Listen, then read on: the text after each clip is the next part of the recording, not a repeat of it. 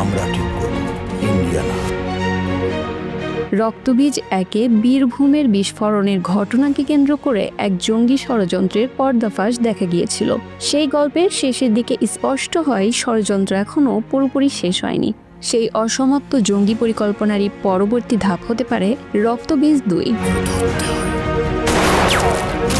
এই সিনেমায় কলকাতার পাশাপাশি আছে বাংলাদেশের গল্প। সিনেমাটির ট্রেলার মুক্তি পেয়েছে 17 সেপ্টেম্বর। এতে এক ঝলক দেখা গেল বাংলাদেশের সাবেক প্রধানমন্ত্রী শেখ হাসিনার চরিত্র। মাননীয় প্রধানমন্ত্রী সুলতানা রহমান, আমাদের দেশের মানুষ আমায় মারবে না। যদিও এর আগে টিজারেও দেখা মিলেছিল শেখ হাসিনার। বাংলাদেশের প্রধানমন্ত্রী শেখ হাসিনার চরিত্রে অভিনয় করেছেন সীমা বিশ্বাস। ভারতের রাষ্ট্রপতি অনিমেষ চ্যাটার্জির ভূমিকায় দেখা যাবে ভিক্টর বন্দ্যোপাধ্যায়কে। যতবার ভারত এবং বাংলাদেশ কাছাকাছি এসেছে, রাজনৈতিক স্তরে প্রতিবেশী দেশের সরকার ও আন্তর্জাতিক সম্পর্ক নিয়েও সূক্ষ্ম বার্তা এসেছে বলে জানা গেছে।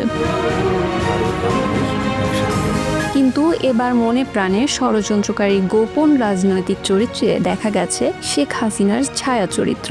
সীমা বিশ্বাস আন্তর্জাতিক রাজনীতির মুখপাত্র, যার উপর পুরো প্লট ঘুরছে।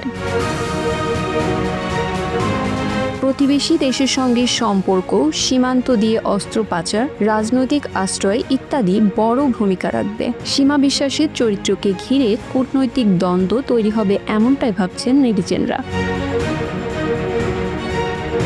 রক্তবীজ 2 কেবল একটি থ্রিলার নয়, এটি বাংলাদেশের রাজনৈতিক বাস্তবতা, পশ্চিমবঙ্গের সামাজিক রাজনৈতিক আবহ এবং ভারতের নিরাপত্তা ও কূটনৈতিক চলচ্চিত্রের একটি অনুরণ। নির্মাতা শিবপ্রসাদ ও নন্দিতা রায় অতীতেও পারিবারিক গল্পের সঙ্গে সামাজিক বার্তা যোগ করেছেন। এবার তারা থ্রিলারের আবরণে রাষ্ট্রীয় নিরাপত্তা ও নারীর ক্ষমতায়নের মতো জটিল বিষয়কে সহজভাবে বড় পর্দায় তুলে ধরতে চাইছেন। ভিড়ের মাঝে আমি অনন্যা।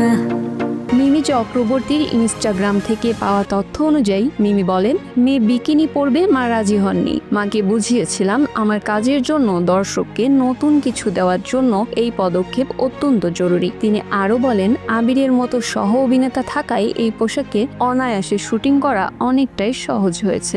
তুমি আজ বলো না কি চাও। এবার দুর্গাপুজোয় মুক্তির অপেক্ষায় থাকা এই সিনেমায় আরও অভিনয় করছেন অঙ্কুশ হাজরা, কৌশানী মুখোপাধ্যায়, কাঞ্চন মল্লিক, অনাসুয়া মজুমদার সহ আরও অনেকেই। Bangla affairs news desk.